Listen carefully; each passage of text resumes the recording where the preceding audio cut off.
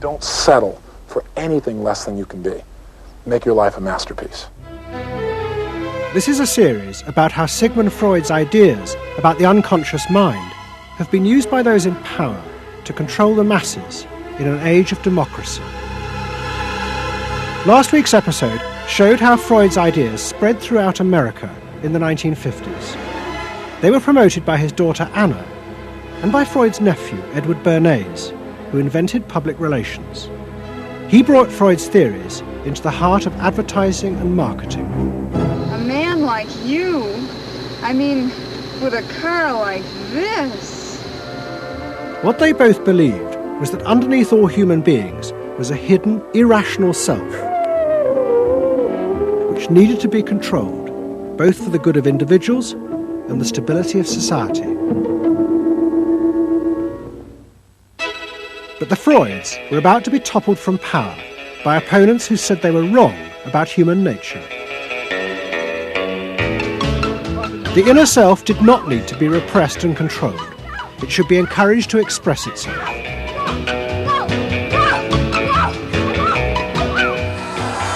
Out of this would come a new type of strong human being and a better society. But what in fact emerged from this revolution was the very opposite. An isolated, vulnerable, and above all greedy self, far more open to manipulation by both business and politics than anything that had gone before. Those in power would now control the self, not by repressing it, but by feeding its infinite desires.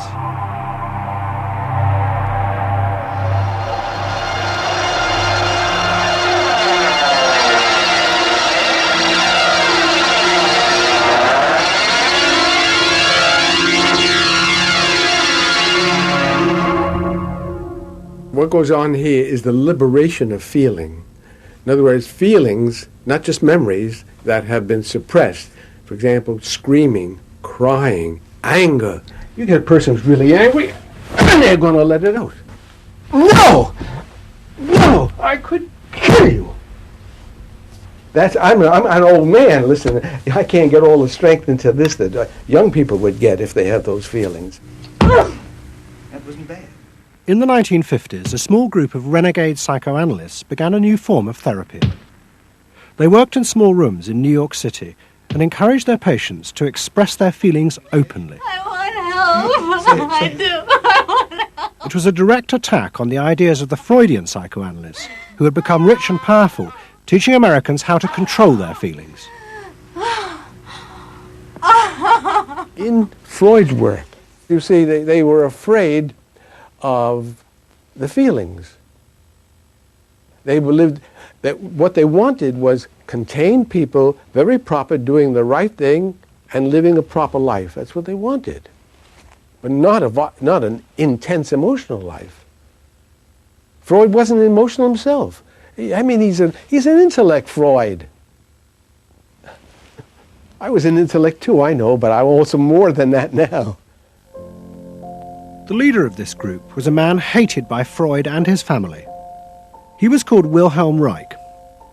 Reich lived an isolated life in a house he had built for himself in remote mountains near the Canadian border. Reich originally had been a devoted disciple of Freud's in Vienna in the 1920s. But he had challenged Freud over the fundamental basis of psychoanalysis.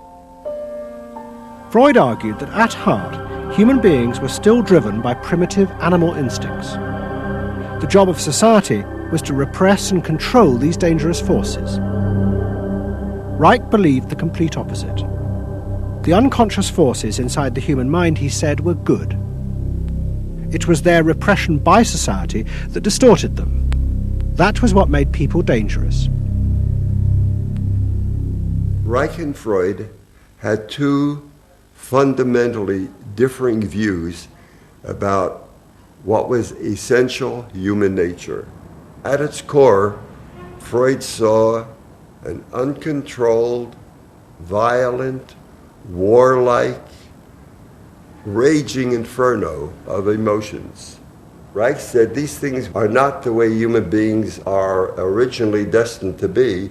They're the result of not permitting the original impulse to express itself. The underlying natural impulse, Reich argued, was the libido, sexual energy. If this were released, then human beings would flourish. But this idea brought him into direct conflict not only with Sigmund Freud, but Freud's daughter Anna, who believed that the sexual forces in humans were dangerous if not controlled. My father thought that you should liberate the libido and have freedom, and he developed the theory rather early that neurosis were due to lack of good orgasm, or any orgasm. And that was, Anna Freud, was a virgin. I mean, this is very important because she never had a sexual relation with a man. And here was this man preaching that the way to health was through orgasm. And here was this woman who had been analyzed by her father because she was masturbating. So here's this woman who's opposed to sexuality, really, and here's this man who's preaching sexual freedom. I mean, there was bound to be a clash, wasn't there? The conflict came to a head at a conference in 1934 in Switzerland. Anna Freud, who had by now become the acknowledged leader of the psychoanalytic movement, forced Wilhelm Reich out. She destroyed his career. She got rid of him, very definitely. And I guess part of what I'm doing is getting rid of her. Explain. Well, I think that Anna Freud shouldn't get away with what she did, that it should be known, maneuvering to get him kicked out of the International Psychoanalytic Association. So you're taking revenge? You might say so, right? Or wronging a right?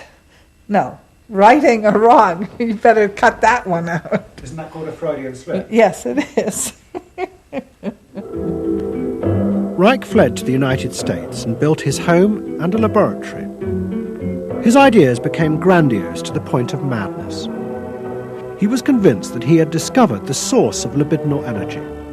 He called it orgone energy, and Reich built a giant gun, which he said could capture this energy from the atmosphere and concentrate it onto clouds to produce rain. He also said that the gun could be used to destroy UFOs, which threatened the future of the world. In 1956, Reich was arrested by the federal authorities for selling a device that he said used orgone energy to cure cancer. Reich was treated as a madman. He was imprisoned, and all his books and papers burnt on the order of the court. A year later, Reich died in prison. To the Freudians, it seemed as if their main threat had been removed forever. But they were wrong. What the Freudians didn't realize was that their influence in American society was also about to be challenged, and in a way that would lead not only to their decline, but to the dramatic resurgence of Reich's ideas in America and throughout the capitalist world.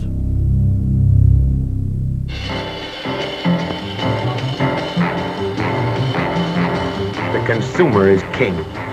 His whim makes or unmakes manufacturers, wholesalers, and retailers. Whoever wins his confidence wins the game. Whoever loses his confidence is lost. By the late 50s, psychoanalysis had become deeply involved in driving consumerism in America. Most advertising companies employed psychoanalysts, and as last week's episode showed, they had created new ways to understand consumers' motives, above all with the focus group, in which consumers free associated their feelings about products. Out of this came new ways to market products by appealing to the hidden unconscious desires of the consumer. Neutral stimulus, memorability, sheer deception, great tilt-away steering wheel, a dream thing, the mistress. Something intimate is going on. But in the early 60s, a new generation emerged who attacked this. They accused American business of using psychological techniques to manipulate people's feelings and turn them into ideal consumers. Advertising was manipulation. It was a way to get you to do something that didn't come out of you. It came out of somebody else. Somebody else said, this year you should be wearing powder pink shirts with matching powder pink buck shoes. And I said, why? That's not who I am. That's who somebody else is. They wanted you to be somebody who would buy their stuff. This whole feeling of being somebody else's tool. I don't want to be that. I don't want to be somebody else's man. I want to be me. In the mid-60s, a protest movement began on America's campuses. One of the students' main targets was corporate America. They accused the corporations of brainwashing the American public. Consumerism was not just a way of making money, it had become the means of keeping the masses docile, while allowing the government to pursue a violent and illegal war in Vietnam. The student's mentor was a famous radical philosopher called Herbert Marcuse. Marcuse had studied psychoanalysis and was a fierce critic of the Freudians. They had, he said, helped to create a world in which people were reduced to expressing their feelings and identities through mass-produced objects. It resulted in what he called one-dimensional man, conformist and repressed. The psychoanalysts had become the corrupt agents of those who ruled America. It was one of the most striking phenomena to see to what extent the ruling power structure could manipulate, manage and control not only the consciousness but also the subconscious and unconscious of the individuals. And this took place on a psychological basis by the controls and the manipulation of the unconscious primary drives which Freud stipulated. Think about it, dear American people out there. You hear him, huh? You're all brainwashed, kiddies.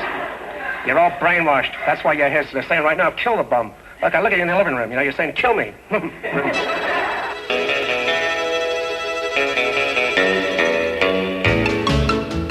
Following the logic of Marcuse's argument, the new student left set out to attack this system of social control.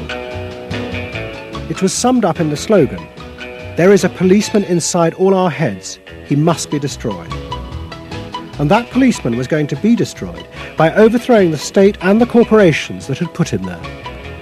One group, the Weathermen, began a series of bomb attacks on companies that they said both controlled people's minds through consumer products and made the weapons being used in Vietnam. There's no way to be committed to nonviolence in the middle of the most violent society that history's ever created. I'm not committed to nonviolence in any way. We want to live a life that isn't based on materialistic values, and yet the whole system of government and the economy of America is based on profit, on personal greed and selfishness. So that in order to be human, in order to love each other and be equal with each other and not place each other in roles, we have to destroy the kind of government that keeps us from asserting our positive values of life. But the American state fought back violently. At the Democratic Convention in Chicago in 1968, the police and the National Guard were unleashed to attack thousands of demonstrators. It was the start of a phase of ruthless repression of the New Left in America. It culminated in the killing of 4 students at Kent State University 18 months later. In the face of this, the left began to fall apart. We had met the force of the state. It was much bigger and stronger and more powerful than we realized. And at that point, what seemed to happen was that there was a change in tactics. Confronted by this violent repression, many in the New Left began to turn to a new idea. If it was impossible to get the policeman out of one's head by overthrowing the state, instead one should find a way of getting inside one's own mind and removing the controls implanted there by the state and the corporations.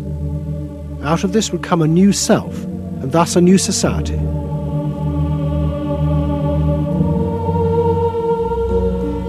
People who had been politically active were persuaded that if they could change themselves and be healthy individuals, and if a movement grew up just aimed at people changing themselves, then at some point all that positive change going on well, you could say quantity would become quality, and there would be a sort of a spontaneous transformation of society. But political activism was not required. It's about making a new you, that if enough people changed the way they were, that the society would change. So the personal became political? Yes, the personal became political. Without changing the personal, you didn't stand a chance of changing the political.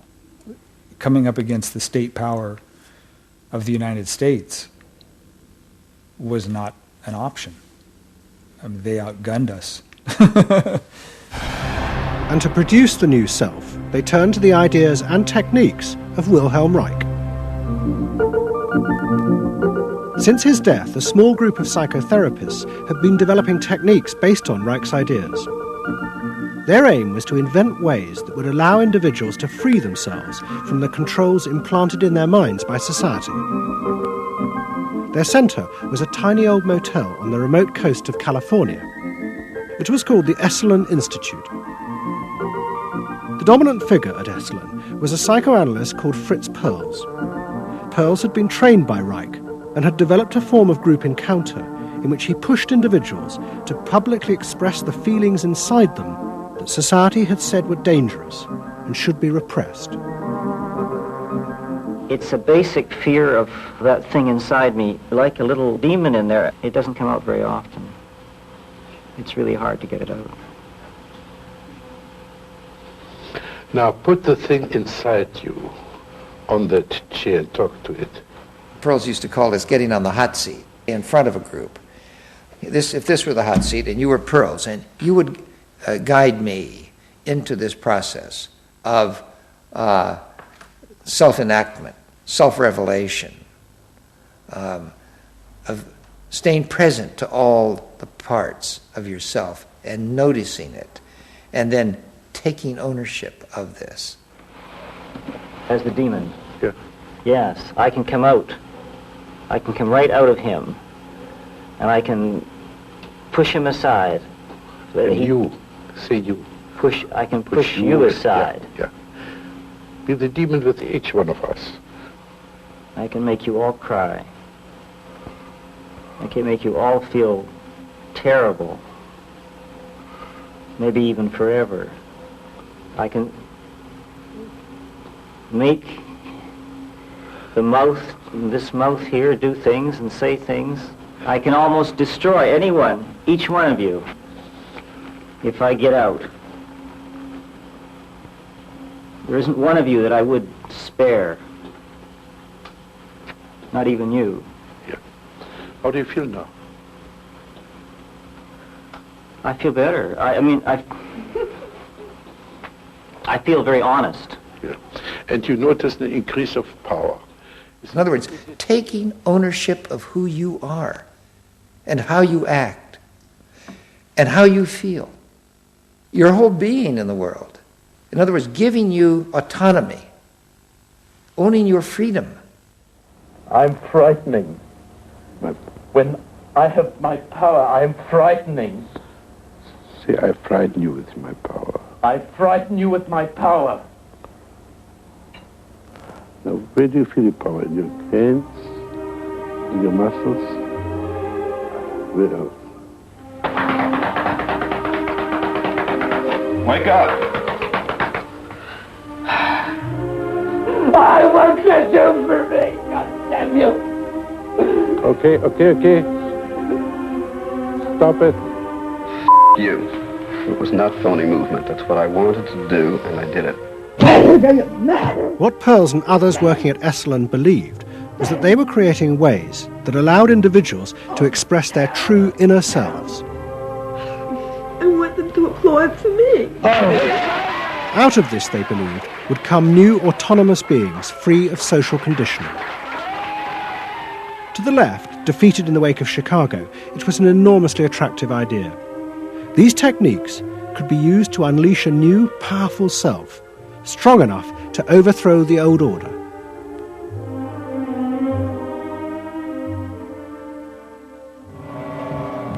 In the late 60s and early 70s, thousands flocked to Esalen. Only a few years before, it had been an obscure fringe institute. Now it became the centre of a national movement for personal transformation, the human potential movement. So it became magnetic. People wanted to join this stream of exploration. Within 7 or 8 years, there were about 200 of these centers in America, looking mainly to Esalen for the leadership. I feel so liberated. Really? It's fantastic. And it took on a big political agenda. You could not separate personal transformation from social transformation. The two go together. As the movement grew, the leaders of Esalen decided to try and use their techniques to solve social problems. They began with racism. They organised an encounter group for white and black radicals. Both groups would be encouraged to express their inner racist feelings which had been instilled in them by society. By doing this, they would transcend those feelings and encounter each other as individuals. I started a series of encounters called Racial Confrontation as Transcendental Experience. We thought that we wanted to get that kind of black-white confrontation so you could really get down to see what was between the two races, not by backing off and trying to be polite, but by going right into the belly of the beast, of this beast of racial prejudice. And these were extremely dramatic. These were the toughest workshops ever convened at Esalen Institute. I'm looking at you, Whitey. You got clothes on. You got shoes on. You're so sure looking at me, huh? You got the goddamn police in the neighborhood. Really? They're not my police. You got a governor. You got a mayor. Oh, really? You got the president. You got ambassadors. You can vote, too. You got jets in Vietnam. That's the benefits of slave labor. You got buildings, skyscrapers that you dominate and control economically and politically. And tell me that it's not yours. It's yours, too. Then the blacks all got together and attacked the whites. And they just let us have it. What they call it was peeping somebody. Peeping somebody means peeping into their secrets, into their phoniness, and so forth. Like the white liberal. Oh, they really got onto the white liberal, you know. So don't give me no shit about I'm free. You're a goddamn liar, you white pink son of a bitch, you. Yeah, I want to know what you came down here for. You want a black buck, huh? Yeah. You looking for a stud? Huh? Well, what did you come here for? You're sitting there with your legs all gap wide open showing your drawers. Now what did you come here for? The black-white encounter groups were a disaster. The black radicals saw it as an insidious attempt to destroy their power. By trying to turn them into liberated individuals, Esalen was removing the one thing that gave them power and confidence in their struggle against racism, their collective identity as blacks. For my reason. For your reason. Now dig this. Your reason for being here is different from my reason. So the human potential movement turned to another social group who they believed would benefit from personal transformation. Nuns. And this time they were more successful. The Convent of the Immaculate Heart in Los Angeles was one of the largest seminaries in America. A group of radical psychotherapists approached the convent. They wanted to try out their techniques for personal liberation on individuals whose identities were defined by a series of external rules which they had deeply internalized. The convent, anxious to appear modern, agreed to the experiment. And we did weekend encounter workshops for several hundred Immaculate Heart nuns. Nuns who were reserved, and they tended to be more reserved than other normal people, were told, don't be so reserved, let it all out. You're a good person. You can afford to be who you really are. You don't need to play the role of a nun. You don't need to keep downcast eyes. And prudence is an oversold virtue. You're trying to assert yourself, trying to find out who you are, who you're becoming. At the same time, you're trying to live a life of dedication, of service, and you're trying to make all these things fit into who you are, and you're just, it's such a turmoil at times that you just blow a gasket and do silly, crazy things, running around the orchard and stealing oranges and taking Cokes out of the refrigerator and crazy things. I felt like I was being a hypocrite, and I wanted people to respect me for what I was, not for what I was wearing, and so I'm glad for the change. You feel frightened, but you'll go on. Oh, yeah, I'm scared to death, but it's worth it. The experiment began to transform the convent. the nuns voted to discard their habits in favour of ordinary clothes. But the psychotherapists found they had awoken other forces. Solid. One of the things we unleashed was sexual energy. The kind of thing that the church had been very good at restraining was no longer to be restrained. One sister who was a member of the community, she got the idea that she could be freer than she had been before, and she seduced one of her classmates and then seduced the mistress of novices, who was an older woman, very reserved, and her program of freeing this older woman was sexual. She drove her to the store, and when they drove back and drove into the garage, she leaned over and gave her a big kiss on the lips. And thereafter, sister, who had perhaps never been kissed before, was ready for more. The effect of the experiment on the convent was cataclysmic. Within a year, 300 nuns, more than half the convent, petitioned the Vatican to be released from their vows. And 6 months later, the convent closed its doors. All that was left was a small group of nuns, but they had become radical lesbian nuns. The rest gave up the religious life. They gave up being nuns. They did, yeah, they became persons. By the late 60s, the idea of self-exploration was spreading rapidly in America. Encounter groups became the centre of what was seen as a radical alternative culture based on the development of the self, free of a corrupt capitalist culture. We just want the freedom to be ourselves, and that's for love, for experience, positive way of life. We don't say that you're wrong. We just want to be free to be what we want to be, or what we find ourselves to be, as we continue to search ourselves. And it was beginning to have a serious effect on corporate America, because these new selves were not behaving as predictable consumers. The life insurance industry in particular was concerned that fewer and fewer college students were buying life insurance when they left university. They asked Daniel Yankelovich, America's leading market researcher, to investigate. He had studied psychoanalysis. The life insurance business, more than any other business at the time, was built on the Protestant ethic. You only bought life insurance if you were a person who sacrificed for the future. If you lived in the present, you had no need for life insurance. So they had some sense that maybe the sort of core values of the Protestant ethic were being challenged by some of these new values that were beginning to appear.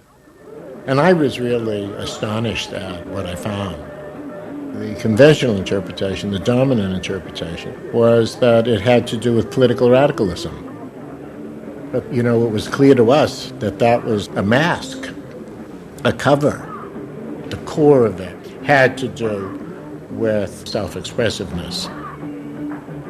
That this preoccupation with the self and the inner self, that was what was so important to people. The ability to be self-expressive. Wow, what a feeling! 300 miles to go. We're out of sight. Yankelovich began to track the growth and behaviour of these new expressive selves. What he told the corporations was that these new beings were consumers, but they no longer wanted anything that would place them within the narrow strata of American society. Instead, what they wanted were products that would express their individuality, their difference in a conformist world, the very things that US corporations did not make. Products have always had an emotional meaning. What was new was individuality. The idea that this product expresses me, and whether it was a small European car, the particular music system, Relaxation. your presentation of self, your clothing. For immediate energy from our muscles and relaxation. These become ways in which people can expend their money in order to say to the world who they are. But the manufacturers, they had no idea of what was going on, really, with consumers and in the market at large. Major advertising companies set up what they called operating groups, to try and work out how to appeal to these new individuals. The head of one agency sent a memo to all staff. We must conform, he told them, to the new nonconformists. We must listen to the music of Bobby Dylan and go to the theatre more.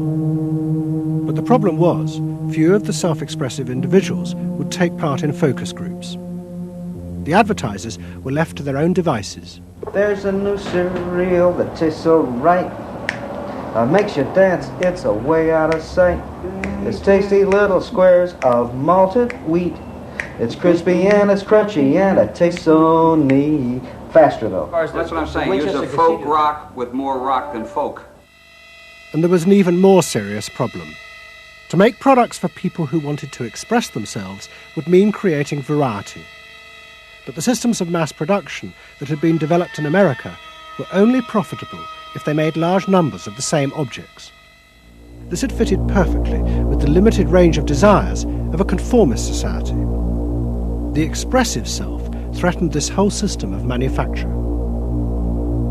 And the threat was about to grow rapidly. Go! Because an entrepreneur had invented a way of mass-producing this new independent self.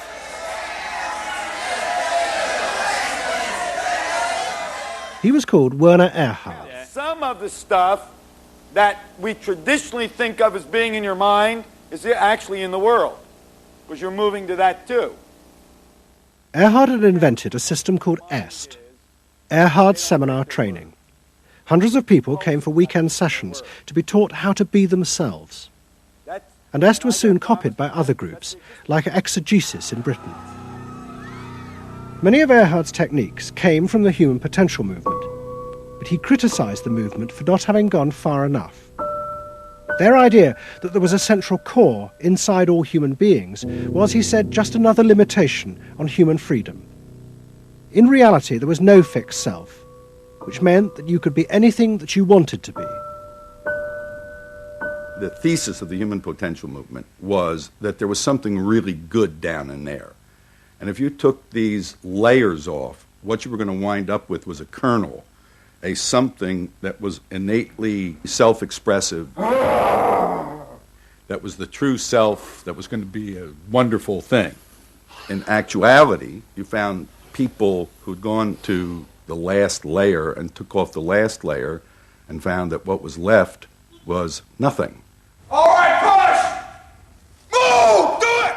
The EST sessions were intense and often brutal. The participants signed contracts agreeing not to leave and to allow the trainers to do anything they thought necessary to break down their socially constructed identities. You're going to get sandwiched in there. Push! Go for a win! If I push harder than you do, I'm going to squash you. So you better push fast. Now, hard, do it! That's it, do it again! Push! Good! Good! Good! Again! Yes! The real point to the EST training was to go down through layer after layer after layer after layer until you got to the last layer and peeled it off, where the recognition was that it's really all meaningless and empty.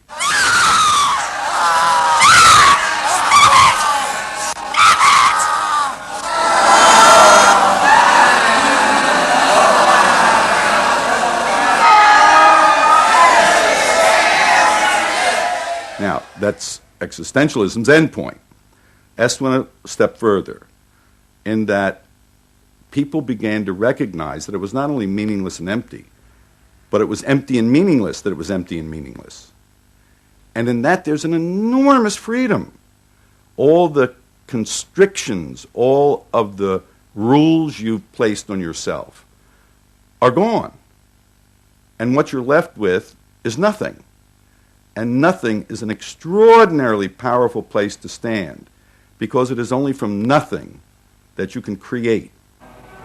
And from this nothing, people were able to invent a life, and allowing them to create themselves. Invent themselves. You can be what you want to be. I want you to start to make that sound, and on that sound, create in people the world the way you want to create it. What Earhart did was to say that only the individual matters, that there is no societal concern, that you living a fulfilled life is all you need be concerned about. Est people came out of those trainings feeling that it wasn't selfish to think about yourself, it was your highest duty. So kiss me and smile for me, tell me that you'll wait for me, hold me like you'll never let me go. The training is 2 weekends, and it was quite an incredible experience in my life. I'll forever be grateful for the experience. I got a great deal out of it. We really want to know who we are. There are things going on. We learn more and more about ourselves all the time, and to really find out what it is that makes us tick and how we are discovering ourselves. Est became hugely successful. Singers, film stars, and hundreds of thousands of ordinary Americans underwent the training in the 1970s. But in the process, the political idea that had begun the movement for personal transformation began to disappear. The original vision had been that through discovering and expressing the self, a new culture would be born, one that would challenge the power of the state. We will not let them separate our culture from our politics. We are a people. We are all together. But what was now emerging was the idea that people could be happy simply within themselves, and that changing society was irrelevant. One of the proponents of this was Jerry Rubin. In 1968, Rubin, as leader of the Yippies, had led the march on Chicago, but now he had undergone S training. I was willing to die, and I had a martyr complex in a sense. I think we all did. And I've given up that ideal of sacrifice. And I'm not as overwhelmingly moved by injustice as I was. And now we reincarnated ourselves from within. Basically, the politics were lost and totally replaced by this lifestyle. And then the desire to become deeper and deeper into the self. By now, a grandiose sense of the self. And my a good friend and one of the original Yippie founders, Jerry Rubin, definitely moved in that direction. And I think he was beginning to buy into the notion that he could be happy and fully self-developed on his own. Socialism in one person. Yes. Was he alone in that trajectory? Although that, of course, is capitalism. That's the whole joke. I think it's funny. I think it's funny because people spend so much of their life being bedeviled by their past and being locked into their past and being limited by their past. And there's an enormous freedom from that. Letting people create themselves. Est was only the most vivid and intense expression of an idea that was spreading rapidly through all strata of American society. Books and television programs promoted the idea that one's first duty was to be oneself. And those monitoring this shift were astonished at the speed with which the idea was spreading. In 1970, it was a small percentage of the total population, maybe 3 to 5%. By 1980, it had spread to the vast majority of the public, up to 80%. You asked the question, how do you get self-actualized? You take this day and you say, when I shave every morning, I look in that mirror, I say to myself, I really say this, I say, nobody is going to ruin this day for you, Wayne Dyer, nobody. That this preoccupation with the self and the inner self traveled and spread throughout the society in the 1970s. It helped me to stop living in the past and start building from today and using my experiences in a positive way to be a better person today and tomorrow. But then the problem comes, well, how do you be self-expressive? And it was at this point that American capitalism decided it was going to step in and help these new individuals to express themselves, and in the process make a lot of money. The first thing they were going to do was to find a way of getting inside their heads, to discover what these new beings wanted in order to be themselves. This came not from Madison Avenue, but from one of the most powerful scientific research institutes in America. Stanford Research Institute in California worked for corporations and government. It had done much of the early work on computers and was also working for the Department of Defense on what would become the Star Wars project. In 1978, a group of economists and psychologists at SRI decided to find a way to read, measure, and fulfill the desires of these new, unpredictable consumers. The idea was to create a rigorous tool for measuring a whole range of desires, wishes, values that prior to that time had been kind of overlooked. They say in business, what gets measured gets done. We were basically telling manufacturers, if you're really going to satisfy not just the basic needs, but individuated wants, whims, and desires of more highly developed human beings, you're going to have to segment. You're going to have to individuate. To do this, SRI turned for help to those who had begun the liberation of the self. In particular, one of the leaders of the human potential movement, a psychologist called Abraham Maslow. Through observing the work at places like Esalen, Maslow had invented a new system of psychological types. He called it the hierarchy of needs, and it described the different emotional stages that people went through as they liberated their feelings. At the top was self-actualization. This was the point at which individuals became completely self-directed and free of society.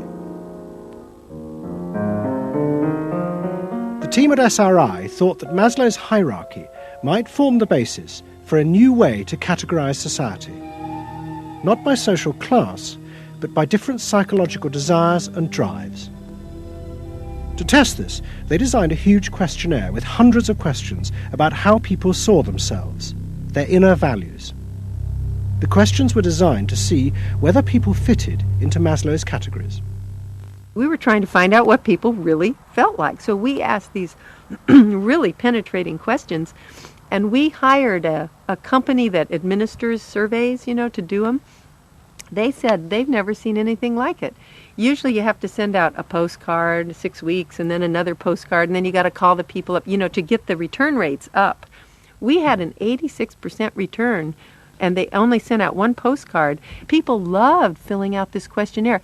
We got several questionnaires back with a note attached saying, do you have any other questionnaires I could fill out? Because we were asking people to think about things that they had never thought about before, and they liked thinking about them. Like what? Like what they felt inside? Yeah, like what they felt inside. What motivated them? What was their life about? What was important to them? It was sort of like, wow. The answers were then analyzed by computer. It revealed that there were underlying patterns in the way people felt about themselves, which fitted Maslow's categories. And at the top of the hierarchy were a large and growing group which cut across all social classes.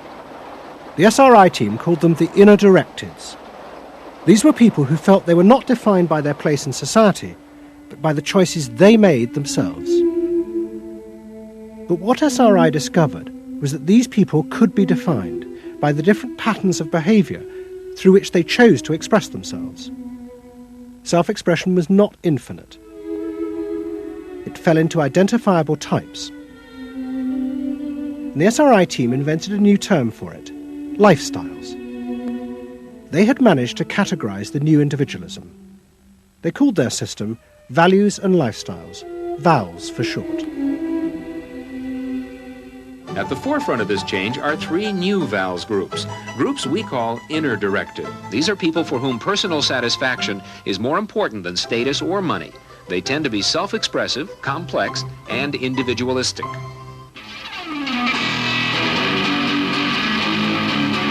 Rob is an I am me. I Am Me's are searching for new values, breaking away from traditions and inventing their own standards.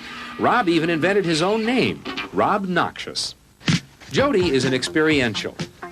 This is a group seeking inner growth through direct experience. Experientials aren't in one place much. This is the try-anything-once crowd, and all that activity takes goods and services. Their hobbies are hands-on, and their possessions are simple, but not always simply priced. I'm a bookseller. I sell books. I'm a businessman. That doesn't necessarily mean that I believe in capitalism. It just happens to be what I'm doing now. SRI created a simplified questionnaire with just 30 key questions. Anyone who answered them could be immediately fitted into a dozen or so of these new groups. It allowed businesses to identify which groups were buying their products, and from that, how the goods could be marketed, so they became powerful emblems of those groups' inner values and lifestyles. It was the beginning of lifestyle marketing. So it allowed people not just to look at people as demographics, group of age and income and whatever, but to really understand the underlying motivations. I mean, most of marketing was looking at people's actions and trying to figure out what to do. But what we were doing is we were trying to look more into people's underlying values so that we could predict what is their lifestyle, what kind of house do they live in, what kind of car do they drive. So the corporations were then able to sell things to them by understanding them, by having labels, by knowing what these people look like, where they live, what their lifestyles are. If a new product expressed a particular group's values, it would be bought by them. This is what made the values and lifestyle system so powerful. Its ability to predict what new products self-actualizers would choose. And this power was about to be demonstrated dramatically. Vowels would show it could predict not just the products they would buy, but the politicians they were going to choose to elect. Ladies and gentlemen, the next president of the United States of America, Ronald Reagan! In 1980, Ronald Reagan ran for president. He and his advisors were convinced they could win on a program of a new individualism. It would be an attack on 50 years of government interference in people's lives. I wrote a speech about let the people make the basic decisions, get judges out of the way, get bureaucrats out of the way, get centralized government out of the way. I gave Reagan a choice of several titles for the speech, and the one he picked was let the people rule. Let the people regain rule, regain control over their own destiny away from a remote elite in Washington. I would like to think that the kind of leadership that I would exercise in Washington is not the kind of leadership that I would pretend that I can solve all the problems I've been discussing here, but that together, you and I can. I would like to take the lead in taking government off the backs of the American people and turning you loose to do what I know you can do. It was radical. Moderate Republicans thought it was suicide. Jimmy Carter called it ridiculous. The press was extremely negative.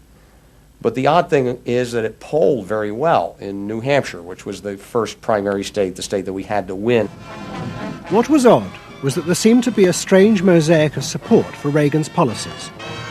The traditional pollsters could see no coherent pattern across class, age, or gender. But those who had designed the values and lifestyle system believed that they knew why. They were testing their system in both America and Britain. And they were convinced that both Reagan's and Mrs. Thatcher's message about individual freedom would appeal to the group at the top of their hierarchy, the inner directeds, because it fitted with the way they saw themselves. They were really concerned about being individuals, being individualistic. And so in the early stages, when we were looking at the messages that both Thatcher and then Reagan were putting across, we said they are using words that will really appeal to a lot of the younger people, and particularly to the people who are moving towards self-actualization. We call them the inner-directed people. A lot of our colleagues said, that's absolutely ridiculous, because inner-directeds are very socially aware, very socially concerned. They'll never vote Conservative, or they'll never vote for the Republicans. But we said, If Thatcher and Reagan continue to appeal to them in this way, they really will. And I vision leadership in taking government off your backs and turning you loose to do what you can do so well. Thank you very much. The idea that the new self-actualizing individuals would choose a politician from the right, not the left, seemed extraordinary. But to test their prediction, the Values and Lifestyles team did a survey of voting intentions, and they correlated it with their new psychological categories. When we said in our surveys, who are you going to vote for, sure enough, it was the inner directeds who said that they would vote for Thatcher and for Reagan. And they made the difference in those elections because of their voting for Thatcher and Reagan. And it really surprised our colleagues, even within my own organisation. It really showed the power of this approach, because it's very difficult to identify inner directeds on the street. These people who voted for Thatcher and Reagan, these inner directeds, came from any walk of life. It's really hardly correlated with social class at all. I mean, if you just go along and look at age, sex, social class, you would never pick them up. But if you really go along with a questionnaire that gets at their values, then you can identify them very easily. And that was new? And that was completely new, yeah. At the beginning of 1981, Ronald Reagan was inaugurated as president. But he took charge of a country that was facing economic disaster. The terrible inflation of the 1970s had destroyed much of America's traditional heavy industries, and millions were unemployed. But true to his campaign promises, Reagan told the country he would not step in to help, as all previous governments had since the war. These United States are confronted with an economic affliction of great proportions.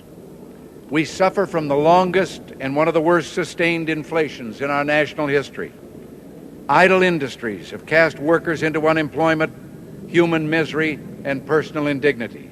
In this present crisis, government is not the solution to our problem. Government is the problem. But America's ailing economy was about to be rescued, not by government, but by the new groups that the market researchers had identified, the self-actualizing individuals. They were about to become the motor for what would be called the new economy.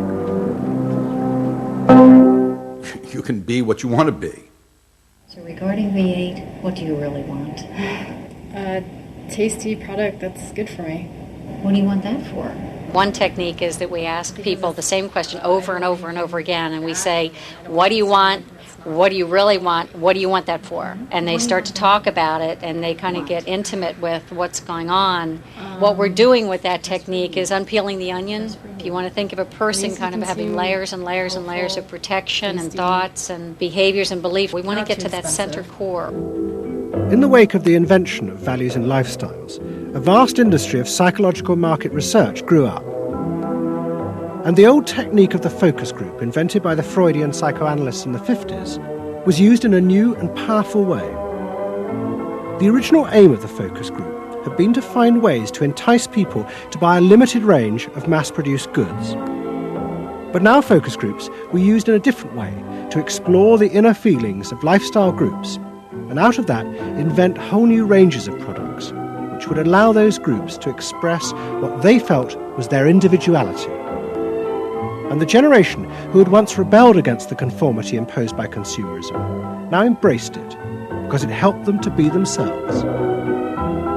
What capitalism managed to do that was brilliant was to actually create products that people like me would be interested in, that people like Jerry Rubin would be interested in. Capitalism developed a whole industry at developing products that evoked a larger sense of self. That seemed to agree with us that the self was infinite, that you could be anything you wanted to be, that took our philosophy and agreed with it, and then created products that supposedly helped you, aids, that helped you be this limitless self. The product sells you a way of life, a way of being. The product sells you values. You dress this way, you live in a house like this, you have furniture like this, you use this computer. Do you have the regular jeans or Oh, Gloria Vanderbilt does a lot in denim, in silks, and in cotton. You eat in these restaurants, there are values there. Hipness, coolness. This is not, I repeat, not a marketing scheme.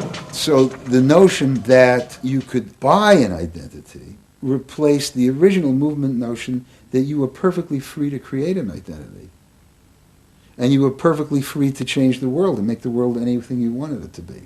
Well, what I wear is a statement. And this vast range of new desires fitted perfectly with changes in industrial production. Computers now allowed manufacturers to economically produce short runs of consumer goods. The old restrictions of mass production disappeared, as did the worry that had bedeviled corporate America ever since mass production had been invented, that they would produce too many goods. With the new self, consumer desire seemed to have no limit. In the United States, the concern of companies was always that supply would outstrip demand, that we were producing too much, and that there was not a market for it. You don't hear that kind of talk anymore, because you've gone from a conception of a market of limited needs, and if you fill them, they're filled, to a market of unlimited, ever-changing needs dominated by self-expressiveness that products and services can satisfy in an endless variety of ways, and ways that change all the time. And consequently, economies have unlimited horizons. Out of this explosion of desire came what seemed a never-ending consumer boom that regenerated the American economy. The original idea had been that the liberation of the self would create new kinds of people, free of social constraint. That radical change had happened, but while the new beings felt liberated, they had become increasingly dependent for their identity on business. The corporations had realized that it was in their interests to encourage people to feel that they were unique individuals and then offer them ways to express that individuality. A world in which people felt they were rebelling against conformity was not a threat to business, but its greatest opportunity.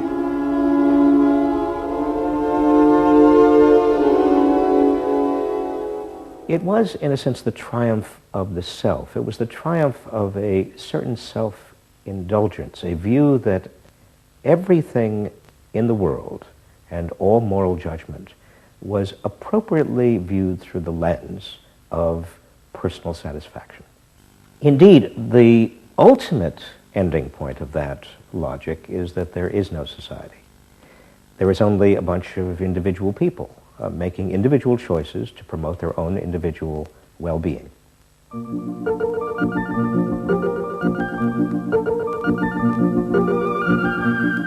Next week's episode tells the story of how politicians on the left, in both Britain and America, turned to the techniques developed by business in order to regain power.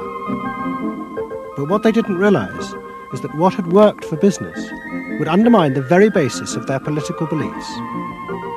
They would find themselves trapped by the greedy desires of the new self.